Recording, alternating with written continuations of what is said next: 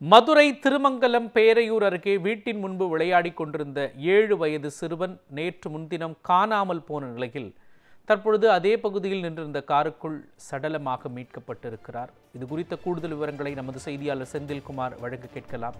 செந்தில்குமார், என்ன நடந்தது? அந்த குழந்தைக்கு முழுமையான விவரங்களை நீங்க பதிவு பண்ணலாம். மோகன், வணக்கம். மதுரை திருமங்கலம் அருகே மேலப்பட்டி கிராமத்தில் கோவில் திருவிழாவுக்கு சென்ற 7 வயது சிறுவன் விளையாடி கொண்டிருந்த பொழுது அங்கு நின்றிருந்த காரில் கதவை திறந்து உள்ளே சென்றிருந்த நிலையில் யாரும் கண்டிராத நிலையில் நேற்று மர்மமான முறையில் இறந்த நிலையில் காவல்துறையினர் சிறுவனை மீட்டுள்ளனர். அதாவது மதுரை மாவட்டம் திருமங்கலம் நடுவக்கோட்டை கிராமத்தைச் சேர்ந்த ராஜசேகர். இவருக்கு 2 மகன்கள் உள்ளனர். 7 வயது சிறுவன் ராஜவேல் அங்கே கோவில் திருவிழாவுக்கு தனது குடும்பத்துடன் சென்றிருந்த நிலையில் விளையாடி கொண்டிருந்த நிலையில் அருகே இருந்த காரில் தெரியாமல் காருக்குள் ஏறி கதவை அடைத்துள்ளார். கதவை திறக்க முடியாமல் சிறுவன் உள்ளே கண்ணாடியையும் தட்டியிருந்த நிலைமையில் யாருமே கண்டுகொள்ளாத நிலையில் அப்போது திடீரென சிறுவனை காணவில்லை என்று பெற்றோர் தேடி உள்ளனர்.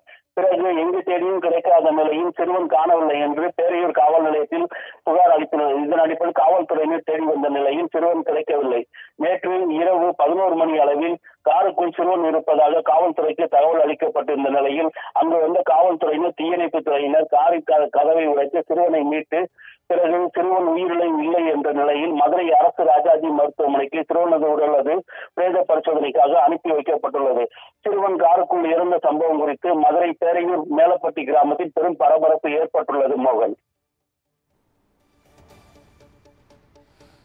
இந்த அதிர்ச்சி அளிக்கும் சம்பவம் குறித்த விவரங்களை வழங்கியதற்கு நன்றி செந்தில்.